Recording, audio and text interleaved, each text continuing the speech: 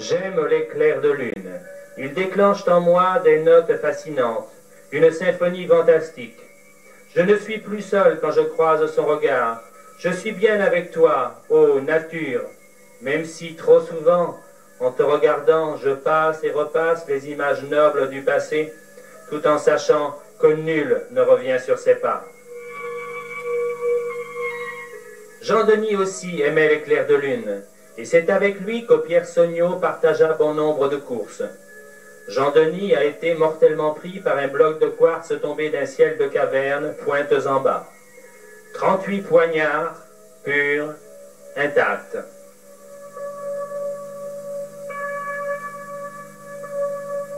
Alors, Pierre décida de parler de leur passion, de sa folie des minéraux qui coûta la vie de son ami.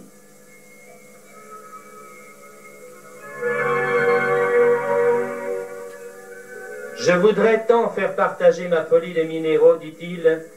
Si j'y parviens, si peu que ce soit, alors je vous garantis 1000 joies. Les joies de l'esthète qui compose sa collection comme une œuvre d'art et les joies de la recherche sur le terrain. Je vous promets aussi l'exaltation devant la beauté, l'émotion de la découverte, la profondeur de l'amitié franche au bord de l'aventure et le bonheur de parcourir des paysages que vous ne connaîtriez jamais sans cela.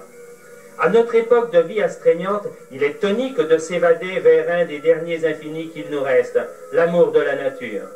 Je promets également à l'esprit curieux la découverte d'un monde extraordinaire et à tous ceux qui désirent échapper aux banalités quotidiennes. Il suffit d'un peu d'enthousiasme et des passions. Mon aventure, dit-il, a commencé par un feu d'artifice, et le contexte dans lequel je vivais rendit possible les échos qui produisit en moi ce petit événement. Jean-Denis me propose de l'accompagner dans les marnes de l'Aragne, où il espérait trouver des cristaux de quartz.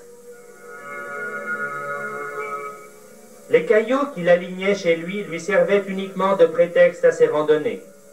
Après avoir usé les jours de la semaine à casser des cailloux, il abandonnait encore sa femme le dimanche pour s'en aller casser des cailloux.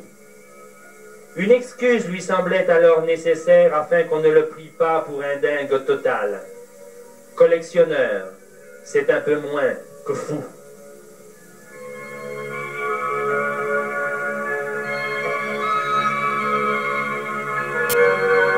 Incroyable ce que c'est riche, les marnes de l'Aragne. Pierre, tu m'accompagnes là-haut? Ce paysage mort est effrayant. La nature ici restait irrémédiablement sauvage et n'avait rien de comparable avec nos sorties espagnoles dans les carrières de Guy, ni la splendeur du petit village qui se reflète dans le miroir du lac.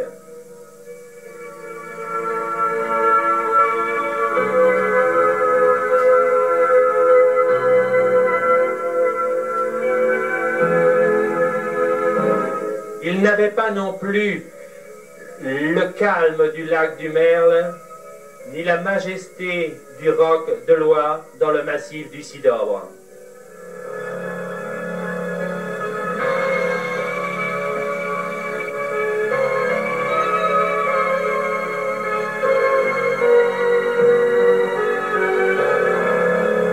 Mon ami avait trouvé là de nombreuses espèces, dolomie, calcite, que sais-je.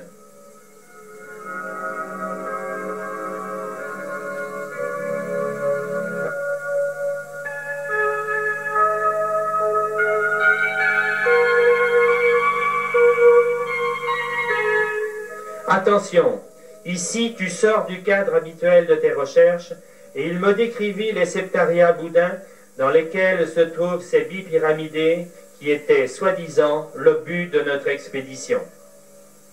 Pendant 4 jours, je parcourus la nature avec Jean-Denis, amassant quelques maigres trouvailles.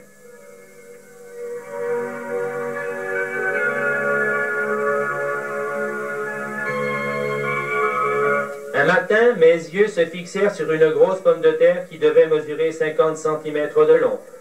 Surprise me réservait-elle? Un trésor? Je piquai mon burin dans le septariat et frappai. La géode s'ouvrit. Étonnante apparition. Un cristal se présentait, accroché sur le côté. Et quel cristal! Un énorme cri de joie m'étouffait que je ne parvenais pas à pousser. Je voyais là, pour la première fois, un bipyramidé d'une perfection éblouissante. La géométrie de ce cristal était construite avec une rigueur absolument irréprochable. Il évoquait pour moi une œuvre de cet art suprême qui seul parvient à suggérer la simplicité, ce génial mensonge qui traduit la vérité ou le naturel. Il était l'objet total, parfait dans sa forme, dans ses reflets, dans sa limpidité. On avait l'impression qu'il s'arrachait de la matrice pour se libérer dans l'espace.